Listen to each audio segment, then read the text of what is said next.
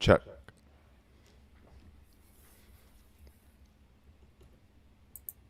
I can hear you.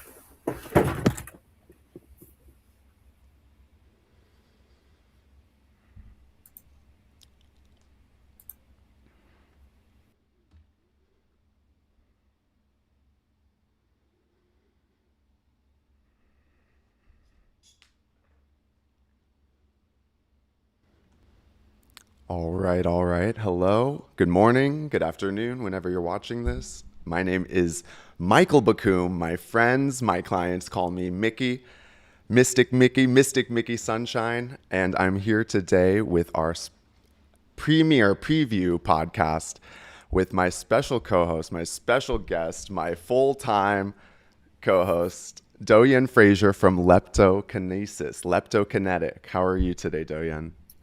Don't forget your boyfriend. Just kidding. I'm doing well. My best friend. Doing all right, man. Actually, a little tired, bro. A little tired today. Yeah, stayed up too late, too many energy healings. Nah, it wasn't even that, man. I actually went to bed pretty early last night. I kept waking up like every hour though, and then just like we talked about earlier, just lots of dreams, man. Lots of dreams. So I feel pretty unrested. Well, I'm happy to have you, and I'm super appreciative of you joining me, co-hosting me, being Of course, my featured premiere guest. absolutely. And so I just wanted to get started by asking, like, you founded Leptokinetic Healing. Tell me a little bit about it. What is it exactly? So I guess I would sit here and say that leptokinesis, leptokinetic therapy would be considered the antithesis to Reiki. Again, I am formally trained in Reiki with a 200-hour, 2-year medical master certification. And during that process is kind of like how I just naturally discovered it, and it's because of obviously some of the somatic behaviors that are observed like during procedures. What I would say is that it really focuses more so on the physical systems as opposed to the energetic systems. Even I would say the thing that I can thoroughly claim that I'm able to assist with is nervous system regulation. You know, So you're saying it's the antithesis of Reiki in that it works more with the physical as opposed to the energetic. correct. And there also is, I mean, like in some schools of Reiki, because even like in the way that my teacher was teaching us, he would teach us to uh control the energy a little bit more.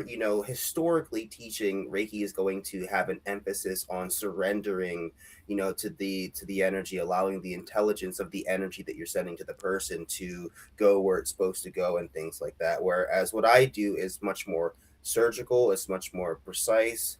Um, and that's also not to say that I don't work with the energy body as well. In fact, I work with many different uh, in, in fact, not talked about subtle anatomies. Okay, but we gotta, I know me and you have this understanding, but we gotta go way back. We gotta back it up for people who don't Sure. even know what Reiki is. What is Reiki? What is this energy healing? There are a lot of people who really they're not understanding it or not believing even how that works. They think we're wax, we're woo-woos, we're weirdos, and we're out there. And at this point, it has become scientific. You know, science measures the frequency, it measures the energy, it measures the vibration. So I think that's where me and you connect on that aspect. Well, Reiki absolutely, like you're saying, has become scientifically recognized. There are lots of papers that have been published to, at the very least, where it's able to help with relaxation and pain relief and stuff like that. At the very least, you know. Um, Now, I guess Reiki is a modality that was developed, I want to say, like shortly after World War II, I want to say, um, by Dr. Asui. And so he happened to be he came from like a family of royalty, if I'm not mistaken, and he was given a job to basically like curate old manuscripts. And like during that process, he came across like a bunch of ancient modalities of, again, energy healing, healing with just by laying your hands on people, you know and so that's really what Reiki is that it's the laying of the hands on people, and helping them alleviate their stress and their tension and physical discomfort. Well, and it's the same, I guess, across modalities. So Reiki is a Japanese-based energy system where Rei is, or Ki is the Mhm, energy, and Rei is your personal connection to source, right? And so mhm, in Chinese or traditional Chinese medicine, they call it Qi. In yoga, we call it prana or pranayama, which mhm. translates to breath control. So the energy becomes a bit more direct to the breath, they're saying. The breath is the energy. And so I guess it's just activating that personal life force energy in your body and then using it with your hands to heal others. People are trying to make so much sense of it.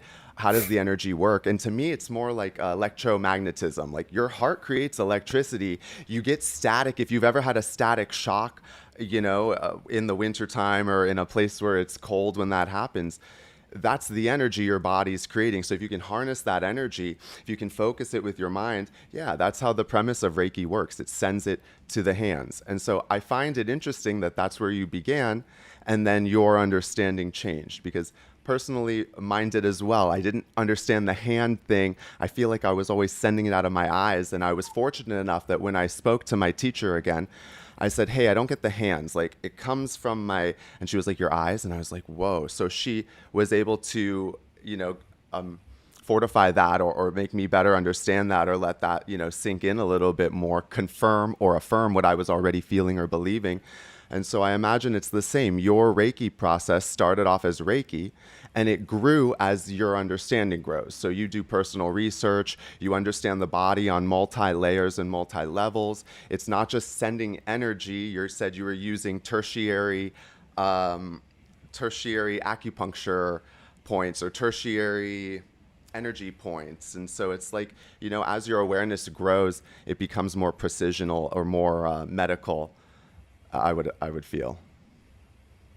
Real quick, I think that that's a very interesting point that you bring up, because I would say that for me first, because I'm a very hands-on, tactile, touchy-feely person. My teacher was the one who was like, it will get to a point where it's like you're just sending lasers out of your eyes, and like, believe it or not, I was like somewhat of a skeptic in we can segue into this in a second, but somewhat a skeptic into remote healing. I was like, that's not real. I was like, there's no way that's real until I started doing it myself. Yeah. And like, what made you believe it was real when you started doing it? You were getting a physical reaction from your patients, from your clients.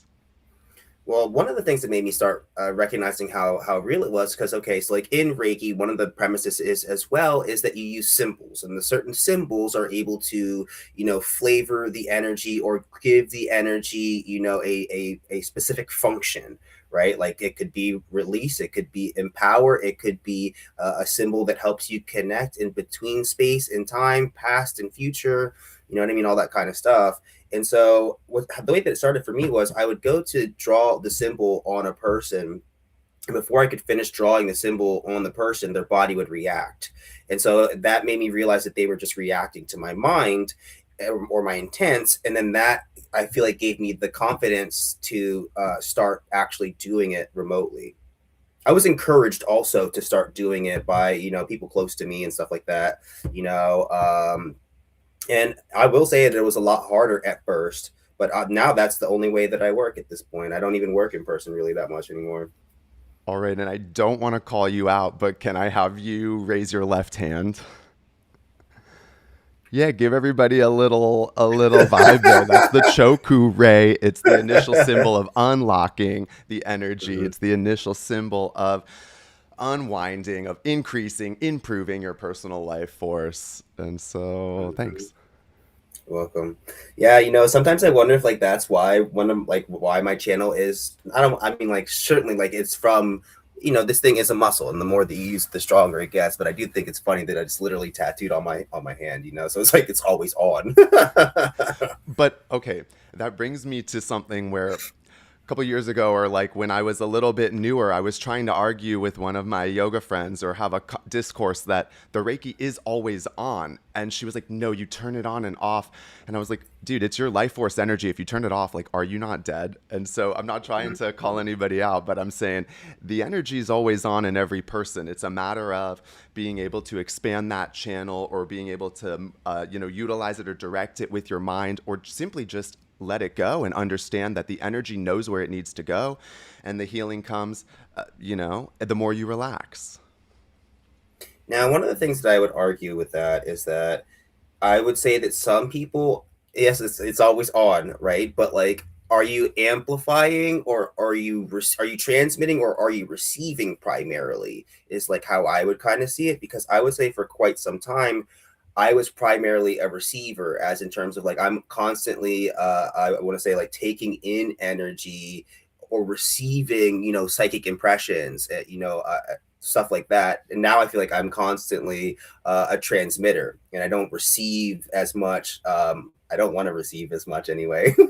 Psychic information.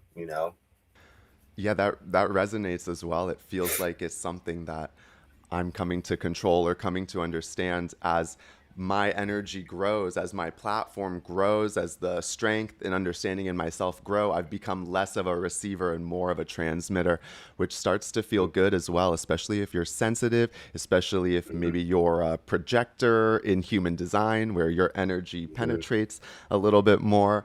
So, Mm-hmm. Mm-hmm.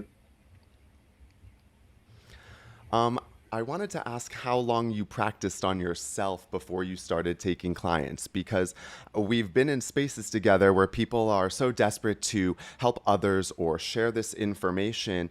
And really, before you can direct the energy outward, you have to learn how to direct it inward. You have to learn how to control that a little bit more. So, what was your practice in getting started or when you were a beginner? I would say that like what I started to do was obviously like what I feel like most people start to do, which is like meditate. I started meditating at like 13 years old. And as I got to about like 16 years old, that's when I learned about Reiki. And so like I started to do a lot of self-healing then. I mean, like my most of my life had been self-healing, you know what I mean? I had an extremely traumatic childhood, you know what I mean? So I had to overcome a lot of depression, also being diagnosed with Lyme disease at 5 years old, you know what I mean? Overcoming a lot of those things. But yeah, I would start saying that I started really working on myself, around 16 years old. And then I received my formal training at like 2021. And I would say probably for like the first 6 to 7 months of that class was all self-healing, like all hands-on stuff on ourselves. So many years. Yeah, I remember in a space where we previously chatted, you were saying like you after your coursework, your instructor instructed you to do 200 hours of work on yourself before you graduated, or 200 hours of practice in addition to the coursework. Mm-hmm. Mm-hmm. Yeah, it was actually 200 hours on others. Okay. Um, but yeah, and like so, like what the cool thing about my formal training as well was he was a college educated person. He had a brain cyst, and was told like he had to get surgery, and was like told he would never walk, kind of thing. And like he would, he basically healed himself. That's like his story, or whatever, right? And he's perfectly functioning.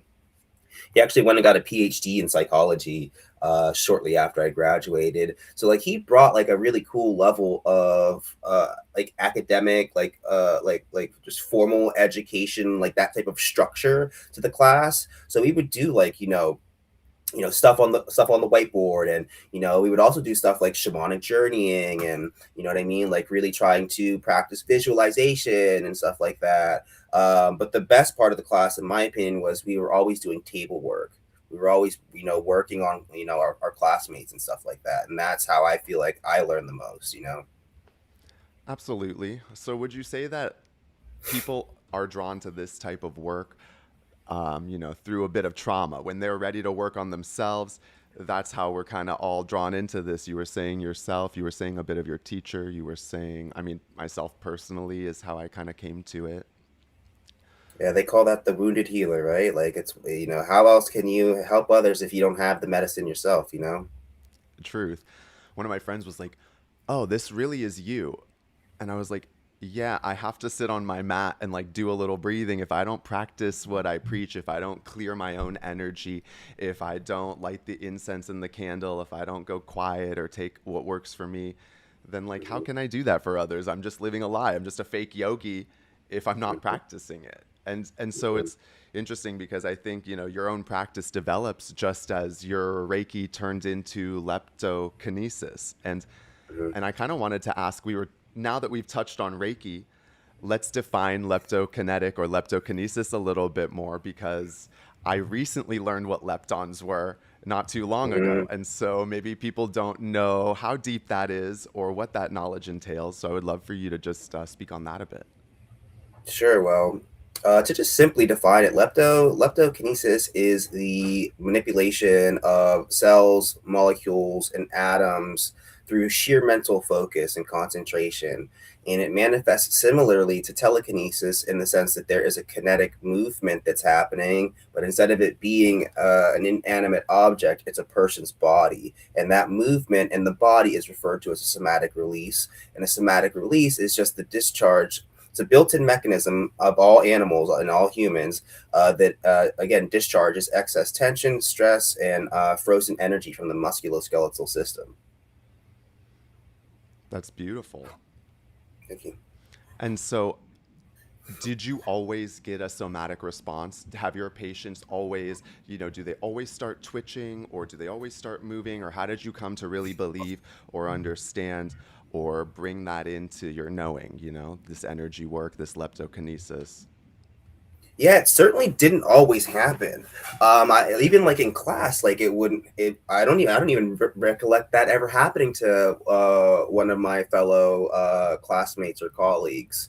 Um, what started to happen was after I graduated, after I'd already put in the 200 hours and I started working with more people on my own, I started to observe it, and it started off subtly. Like, for example, I was working on one patient, and I happened to be going through all their chakras or whatever. And as I got to their solar plexus, I felt this sensation in my hand. I felt like a tingling in my hand. And so I placed my hand, on their solar plexus and just started in my mind repeating the word release, release, release. And as I did that, I felt a palpitation, occur in their abdomen.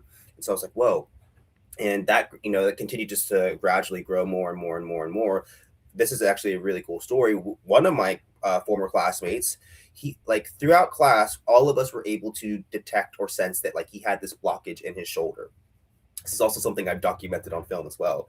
Um, he um, he moved to California. I moved from DC back to Maryland, and like it had been like maybe like a year since we had last seen each other, and so he came to come see me. And when I worked on him and I got in that area, his body erupted. His body erupted. He started having like extremely intense, strong neurogenic tremors and myoclonic jerks, and again, just these very intense levels of somatic behavior. And so what started to happen to me was, again, that would happen to some people with like no effort. Like I could just like start looking at a person and their body would start having somatic behaviors manifest. And then there'd be other people that no matter how hard I tried, I couldn't get them to budge. And so like that's what created this burning desire and like lit the fire underneath of me to start understanding what are the underlying mechanisms that trigger this behavior. And to represent that or to create a process that allows that to happen again and again. Hmm. Yeah, and I mean that was the goal, was to, replication, you know what I mean, to be able to get that to happen consistently.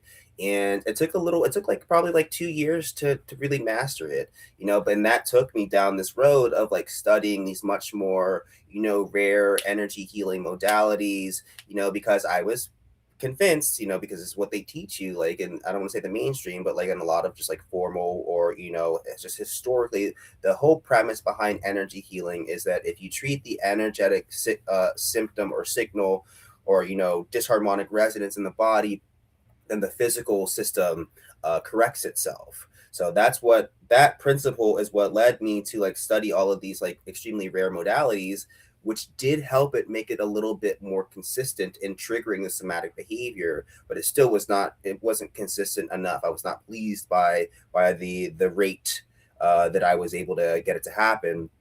So one day I just asked myself an extremely simple question, which was, how does the body move? Like, how does the body move involuntarily? And the answer is extremely, extremely simple. It's the nervous system.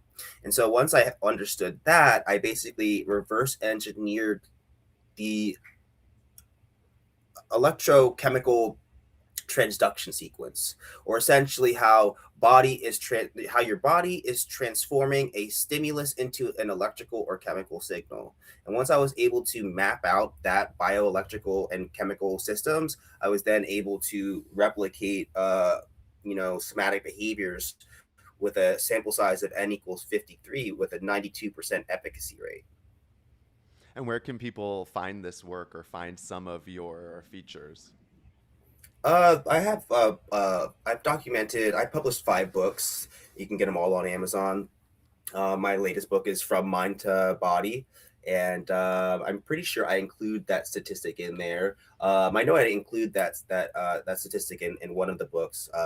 Again, a lot of my other books are just like kind of like, I don't want to say scientific journals, but like they're like just like data entries of like observations that I've made that like were. While I was working with a patient who was initially still, and then we worked with this one tiny little thing, and then all of a sudden that created the somatic behavior in them.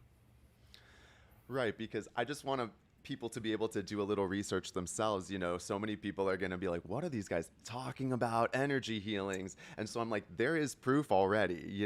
It's Mhm. less energy and more precise. It's more surgical at this point. And I find it interesting that, instead of removing the energy blocks, you're sending your energy to their body to just enhance the body's own electrical conductivity, I would say. Mhm. And then that Well, kind of helps it release its own blocks, and that's where the somatic movements come in.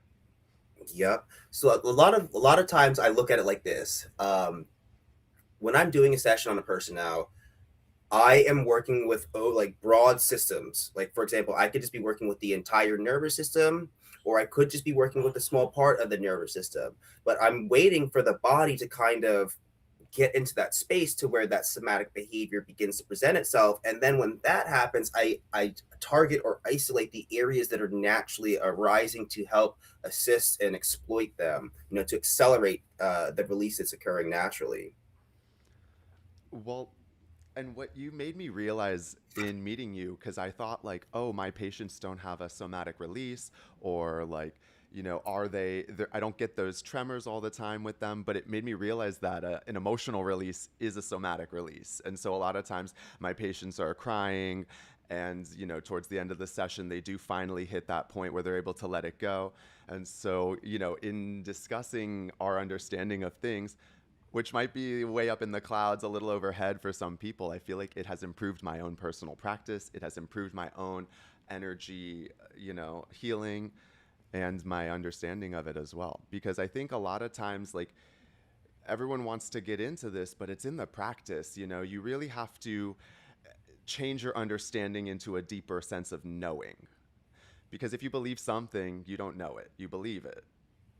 And so there's like a little bit of difference in integrating that a little bit more and bringing it in a little deeper in, it's hard to talk about this a bit to the newbies because they want to get into the Reiki and you're using many systems, you're using many modalities, and then your own personal knowledge and understanding of how the body works in even more modalities, not just the body, but I know you understand the traditional Chinese medicine aspect of it. I know you understand the nadis, the energy points, the Ida Pingala, the Sushumna, the greater energy body, and then same, the physical body, down to the leptons, down to the smallest,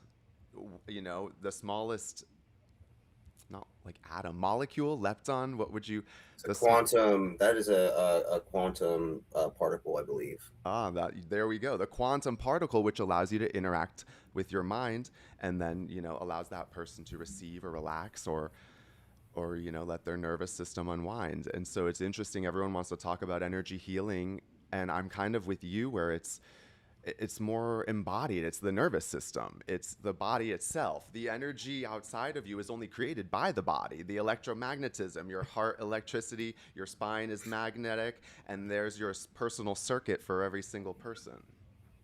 Every single cell makes up a portion of your biofield.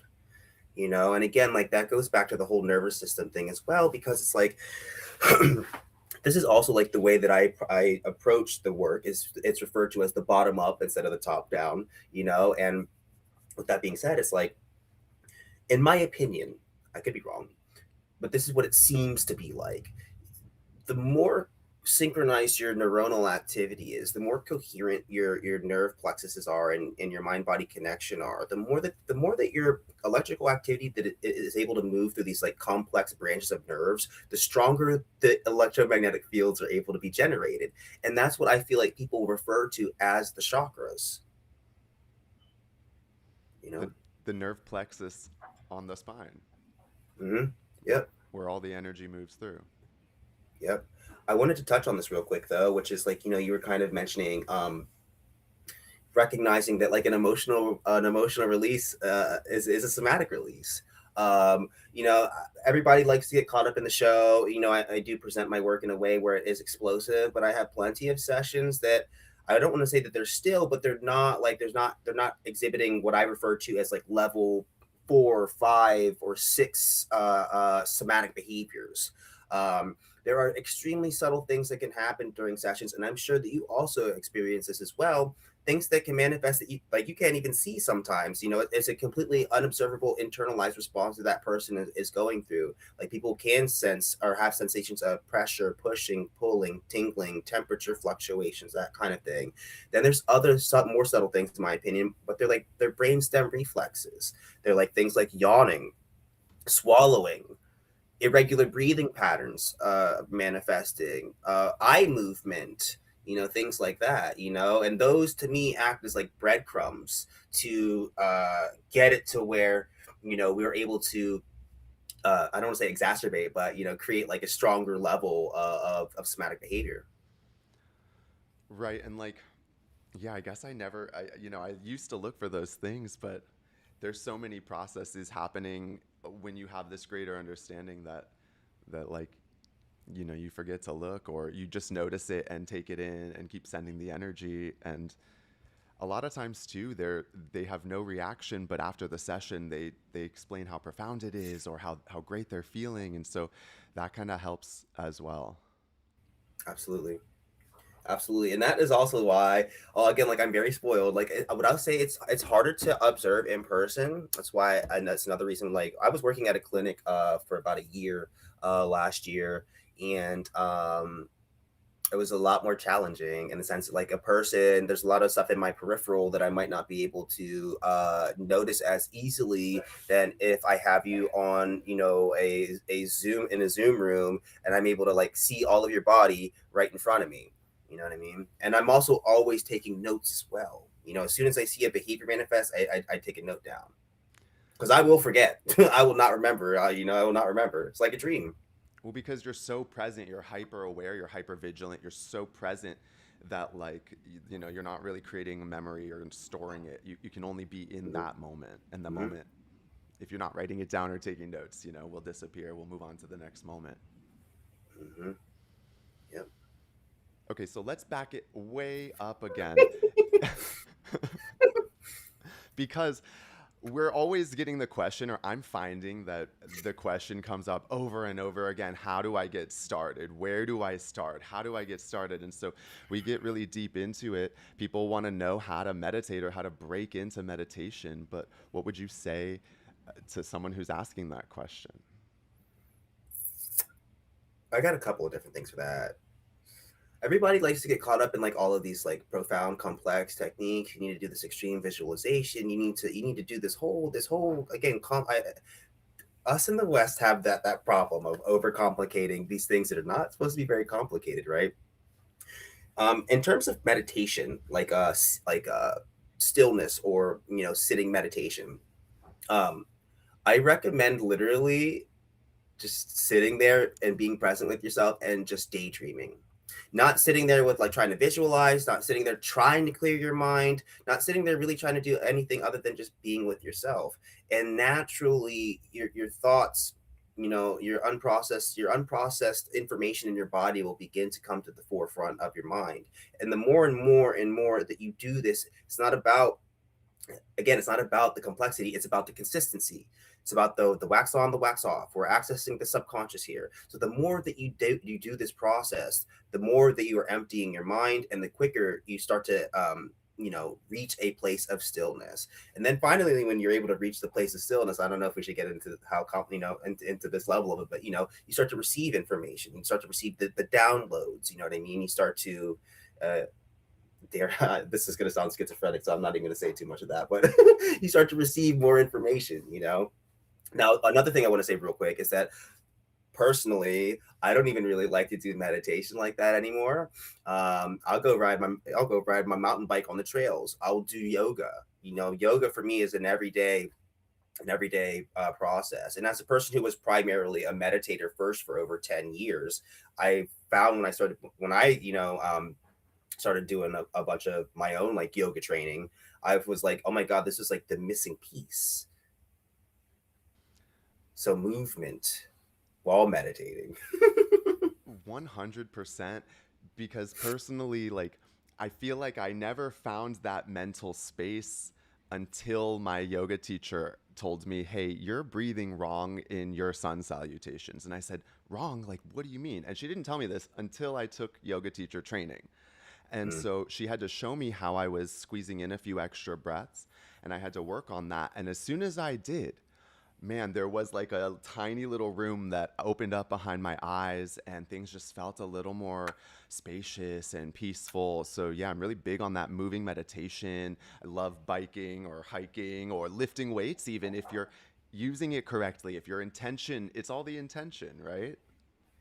There's a power. I mean, like obviously, like you were saying, like in the meditation, like you should be practicing like with the breath and stuff like that, because the breath is going to be something that can literally hack your nervous system. It is literally what will alter your brainwave states. And I find for me, syncing up my breath with movement, there's something extremely profound within that space. Absolutely.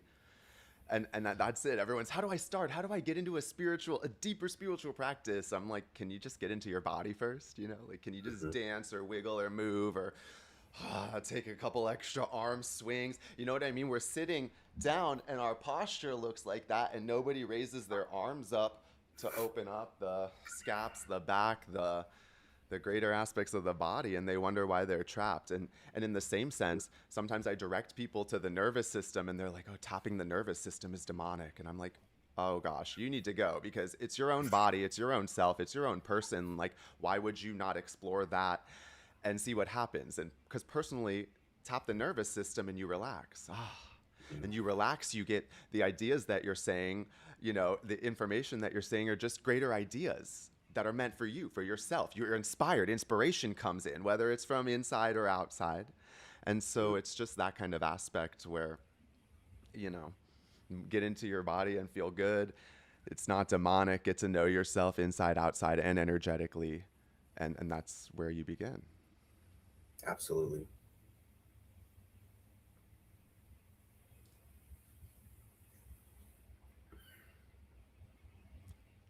So is the glasses thing because, because you're always sending it out of your eyes? I brought mine today so we can both be brothers. I mean, it's kind of like a weird thing I have. I don't know. I would also say that it's always funny. It's like, everybody talks about healing this, healing that, or whatever, right? It's like it's never over, man. It's the healing it's never over, and like you might even deal with an extremely more traumatic experience later on in life, which is something that certainly happened to me. And when I went through that, I would say that it gave me it exacerbated my post traumatic stress disorder, and as a result of that, it made me hypersensitive to sounds and made me hypersensitive to light.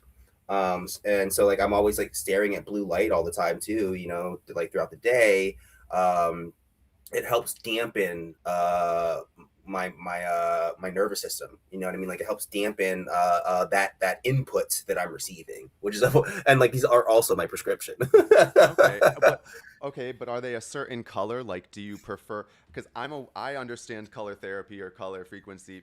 We didn't really touch on that yet, and we probably should. But are they a specific color? Like, do you prefer, or do you have different shades or different hues I that do. help you in different situations? Yeah, I would say that I prefer violet over every other color. I have like some lighter ones as well, like some orange, some rose pinks, you know what I mean, stuff like that. I have some green ones, but I prefer the violet, and I don't know why that is. Sometimes I also feel like not also like when you dampen one sense, you also enhance an extrasensory perception. You know what I mean? And if I'm like constantly like looking through like a violet or purple lens, then I feel like I'm also seeing more so psychically. You know what I mean? Because if you look at the chakra system, the purple, the violet is going to have to do with the crown chakra. You know. Absolutely. And for people who don't understand chakras or color therapy or music, it's all the same on every level. It's the frequency waveform that's applied to the musical scale, that's applied to the visual scale, that's applied to the human energetic scale. So it's just that. It's just that. It's a funny question though. It is a weird obsession of mine. I'm not gonna lie. I'm like, oh, I need it. It's like it's so dumb because I'm like, it makes me feel like I have a new personality. It's like I gained a new alter when I wear a different pair of glasses. Well, I mean, for sure, because it does tune the energy a little bit differently. Like the Kairos that I was working with, they had the whole set of glasses and they would muscle test everybody to see, and then they would put it on them. They would clear the energy, make them breathe through that color a little bit more. So it can be highly efficacious. And also, I would say you're using the term like dampen your senses, but when you're a highly sensitive person, it's tuning those senses. Like I understand what you're saying, that you're not specifically dampening anything, but it's just tuning it a little bit more. It's changing the way, like you said, from a receiver to you know, to a projector. Mm-hmm. Mm-hmm. Yeah. Again, like when I think of dampening, I even think like when I'm wearing headphones. Again, like to me, it's like a matter of lessening the input from like my physical environment. You know what I mean? Because that helps me soothe my nervous system. Yeah, I've been working on that too. Most of the time I feel good, but sometimes in those like places with really fluorescent lights or those warehouse type buildings, if I go to Costco, I mean, it's fun to shop there, but I'm like, get me out of here because I'm being fried up by that energy. I feel like that when the TV's on sometimes. I'm like, please turn this off. I feel like I'm being blasted by a laser. I'm like, this is really uncomfortable, you know? Oh, but how about if you can hear that invisible hum of the TV? It's like Yeah. you don't even need to hear the TV itself. You can just hear that high frequency pitch. I mean, I guess it used to happen more with analog TVs, but you can still hear it with the flat screens. You can definitely hear it. I can hear it from my refrigerator. Like I can hear it from pretty much like every electrical appliance. Okay, well, this is a really great segue into my next. This just flows right into the next thing. People were asking about how do you train that awareness and how do you train that consciousness. And so I always say, like, hey, if you're in, like, say you're in a big room with people, you're in a group, you're in a conference, sure, you're paying attention to maybe the speaker or the table, but if you go way back, like, can you hear the air conditioning humming in the background? And sometimes you can, sometimes you can't. Sometimes you notice it once it kicks off. But that's how, like, that's what I tell people to increase their awareness. You were saying you can hear the fridge, you can hear the this, you can hear the that, and you're not even in the same room. Right. It's noticing that type of thing or using that perhaps as an ability or an awareness to expand your consciousness, you know. Yeah, I mean, like I think that's a great thing to segue into. I feel like I'm constantly training, like it like all the time. Again, like even when I go ride my bike, like I feel like one thing that can help people is to like become more sensitive in that regard is enhancing that interoceptive or exteroceptive or enhancing your neuroception, which again is just like, for example, when I'm riding my bike, I will literally purposely try to feel um, fluctuations in temperature gradients. You know what I mean? I will literally try to see things out my peripheral. I will literally, you know what I mean? Like it's all about just training your senses. The more that you enhance, just practice, sharpening your senses, the more that those things just naturally happen in the background. That really resonates with me because I kind of, can you train yourself to smell the rain? And that's something that I've been doing. I'm like, oh, the ions change in the air. When it rains, it's low pressure. So there's actual physical, scientific things happening. And then how do you notice that? Do you get stiff in your shoulders or neck? Do you smell the air? Do you smell the rain? Does it a temperature differential, like you said? So I think that's super interesting and really cool. I always try to keep things pragmatic with people, again, like not getting so caught up in like these like complex processes. It's really just putting in the time and just feeling. I mean, I guess that's ultimately where people are scared. They're scared to feel. Feeling is demonic. Feeling is can be and I'm like, not really. It's just you. It's your experience. It's your life. It's your mind, and you can change it. It definitely can be scary, you know what I mean? It can be. This is the pain game, right? Like I'm glad you said it, but also my like massage therapist, he did Rolfing, he was a doctor of osteopathy, and I said the same thing. I was like, "Chris, when am I going to feel good?" And he was like, "Probably when you stop doing circus, yoga, running, dancing, weightlifting." He's like, you use your body more than anybody else. So you're gonna hurt it. You're gonna pain it. You're gonna need work. And so yeah, the healing never stops. The living, the life never stops. The trauma never stops. And it's just, I guess, balancing it.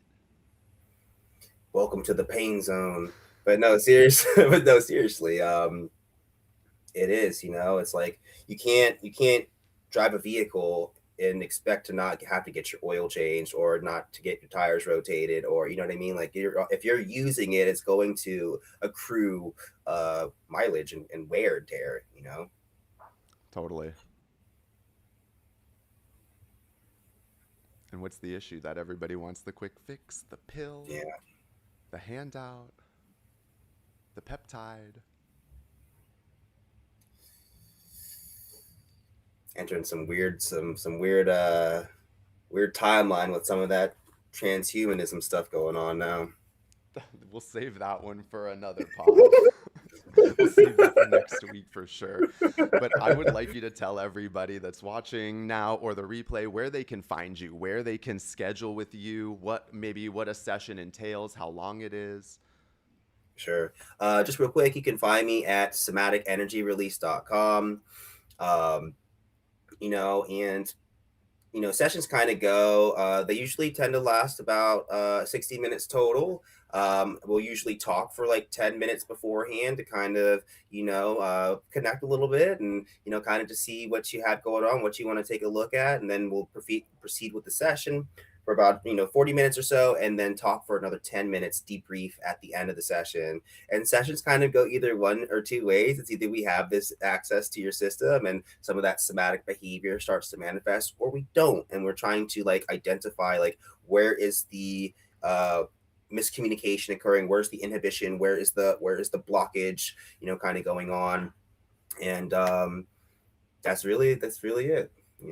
I do try to, of course, from there we kind of like try to formulate like a more comprehensive like plan of moving forward, because again, like this stuff is never over. Sometimes it also takes multiple, sometimes it could take up to 5 to 7 sessions before you start to see like stronger somatic behavior as well. So Right? It's tuning the body or unlocking the body little by little. Guys, I would highly recommend a session. I would highly recommend checking out his body of work.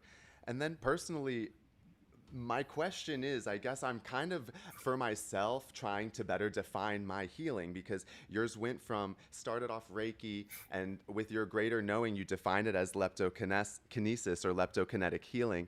So personally it's the same. Mine started off as this Reiki with the symbols, and then I started seeing like sacred geometry, and then I've experienced a few other modalities that allowed me to decide whether or not I wanted to use those. And then same, the awareness of the whole system and some of the greater modalities. I kind of just say it's a quantum healing. It's quantum energy. It's just, because you're working with the body, physical, the energy body, perhaps even the spiritual body. And so it's just multi layered at this point, deeper than a Reiki session. And nervous system entrainment, I would say. Nervous system or brainwave entrainment. And that's probably why a lot of my people that just come to my regular yoga class tell me, oh, this feels like a Reiki session. I'm like, well, I can't turn off my energy. I can't turn off my healing. And I'm happy that you're entraining it to mine, because I've been working on myself and will continue to work on myself. And that's what life is about. That's the process. I don't want to say it's we're in different leagues, every single person, but the reality is the person with the greatest or the strongest or the calmest nervous system wins. They control the whole room. People turn around when you walk in and you don't have to say anything, because it's an unspoken, energetic calm. You've faced your blocks, you've released them, you've gotten a session, you exercise, and you vibe. quantum healing is definitely sounds like pretty much what you're doing. But it's like, do you want to coin your own term? You know what I mean? I'm trying to. I need to figure it out. If you got any vibes or ideas, this is the casual podcast to throw it out at. You can think on We'd it. It have. doesn't have to be I'm now. gonna think on that. You and I will probably privately discuss that, but um, I need to know more. I need to know more of like exactly what you're doing. Yeah. But it sounds really cool, man. And like my thing is like, look, as long as you're helping people feel better, like you're helping people relax, you're helping people feel less tension, feel lighter. Me personally, I love what you're doing with yoga because there is a level of discipline, seriously, that like you are helping people achieve through that, and that is priceless. Right. And thank you, firstly. And I noticed that too, because I would get frustrated, like, where is everybody? And then I realized, like, oh, even in a group of 100 people, you know, they're only being able to make it when they can. And so it's just me providing that platform and allowing them to come. And I feel super honored to be involved with the city of Miramar. I feel super honored to be selected to be with this cool group of people. And in the same time, like, I know it's my crew, because when I was in Chicago, things were getting crazy with society. There were a lot of riots. There was a lot of division. There was a lot of politics. And this crew is super multinational. And I feel like, man, if people could only see like me, this little white Ukrainian Brazilian, you can see everybody else, lots of Jamaicans, lots of Bahamians, lots of Haitians, lots of Spanish. And we're all coming together to do yoga. They all appreciate the vibe that I send. It gets a little wild sometimes. We'll do a little dutty wine or a little extra somatic movement. The Jamaicans love it, okay? But I'm here for the oxtails and the oxtail soup. I've got that island on the inside. I think it's a South Florida thing. But like, if only people could see what that community does. Like they're so inviting, they're so welcoming. I always say meet somebody new, like, and that's how I felt when I came in. They're so inviting and so welcoming, and then it's ultimately their choice to show up weekly or not, and how great to have the yoga. Absolutely. Beautiful, bro. And same, yo, how great to have this connection. We will definitely have to trade sessions just to get a vibe or just to share the Absolutely. energy. Although this for me really is the session. I'm Me very too, though. You know how it goes with us projectors, like we get charged up. right for real. Oh man, it's been juicy. Anything else that you want to touch on? Anything else for today? I feel like that's kind of a good place to leave I off. think I think this is a good thing. Only other thing is I'd say to your viewers, if you do want to learn more or like like see visually like about my work, just check out my YouTube channel, which is just D'Oyen Fraser, DOYEN FRASER, and I have over like 200 documented cases on there, and several hundred, maybe 400 cases. I don't remember anymore. I have a lot of cases documented on there, and then I also have like free healings that you can receive on there as well that are pre-recorded and stuff like that. So check it out. Don't mind if I do. I'm gonna link that too. I'll grab his thing. I'll link it in the information. I definitely want us to share. I want it to grow. And my vibe is when you work on yourself enough, you realize that it's more collaboration over competition. It's community. It's that all the different leagues that everyone's in can come together. And so, if I can promote you, if we can share, if we can grow, if we can talk to other people, if we can grow their understanding or unlock that little thing, then that's enough, because what is the point of this world, this life, this earth, except to discover yourself, to become a better version of yourself, to continuously move through the things or other versions of ourselves that we, meet, and that's it. All right, real Yeah. quick, this you got me on the meaning of everything. The meaning of everything. How profound is your life? How meaningful is everything? And what's in a name? So just tell me what Doyen means, what your name means, how that affects your life, how that might have affected your energy. Thanks for asking, by the way. Um, so my name is a French word to denote a master in their field. I mean, like it more so translates to like dean, like if you were the dean of a university, or like a particular science or whatever. But in French, it can be used as like you could be the doyen of like baking or sailing or martial arts or whatever. So again, it essentially is like a term used to denote mastery. And it took me a long time to be able to step into its power. You know what I mean? I didn't go by, I went, because I'm also a junior, so like I went by DJ for like almost pretty much till I was in like ninth or 10th grade. And then one of my friends was like, he's like, yo, your name's Doyen. I was like, yeah. He's like, that's actually a cool name. I was like, really? He's like, you should go by it. I was like, nah. He would like always call me it anyway, so I started to get used to it. And like even my dad still doesn't even go by his like go by that name. It's a powerful name to wield. And I would certainly say that like I feel that not only like my craft have I mastered, and of course I'm always still learning and growing, but I feel like pretty much everything I like or put my mind to, I end up mastering. I kind of have a little bit of a unhealthy obsession and passion towards mastery. Well, and I guess, maybe life for everybody, maybe it's not always about mastery, but for those who are trying to gain that better understanding, that better knowing, right, just, start by discovering your name, perhaps. Your own name, your own personal. And how often is it mispronounced? How often is your power and just you have to correct people over and over? All the time. I mean, I would say that like people usually ask, you know what I mean, because it is such a uncommon name. But people would be like D'Oyen is what a lot of people will call me. I'm like, no, it's just D'Oyen. So it happens enough for sure. I like Dean better than Master. That totally vibes. Whatever. I like master.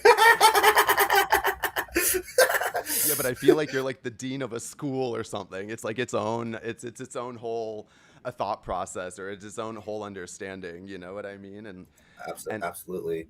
kind of the blueprint for how everybody should be, you know? Like I don't need to do your energy healing, though perhaps learning some aspects of it might improve mine, but my energy, my work is its own. And so every single person, that's what I mean by being in our own league. Everybody is their own whole team, and they have their own little aspect, and when all of our teams come together, that's where the collaboration is, that's where the growth and the understanding is. Absolutely. Absolutely. I just want to say this real quick. I actually started doing dual sessions with one of my apprentices.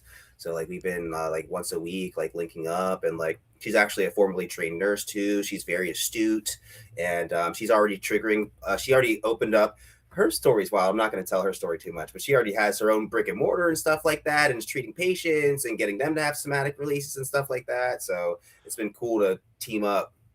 We got to have her on the pod. It's Sammy. Yeah. I've been in contact with her as well, and she is just incredible. So she's definitely somebody that I would love to co-interview with you, and just, you know, there's so much to learn even about you through her, just the way you guys have been working together.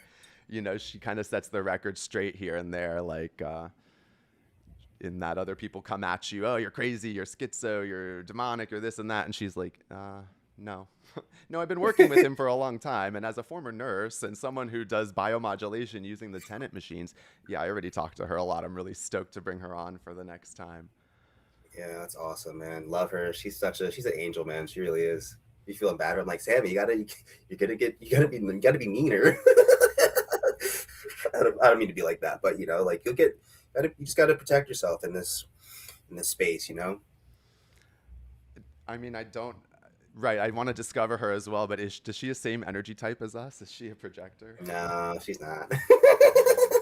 Well, and we'll definitely talk about energy types and human design in a future cast as well, because there are so many things to talk about, and I really enjoy our connection and our understanding and our ability to just flow and vibe. And so I look forward to really uncovering what the whole quantum means, what the quantum connection is, person to person, intracellular or extracorporeal, you know, outside of us. And so thanks again for finding me, for joining me, for agreeing to be my featured co-host, for all the Of good course. information.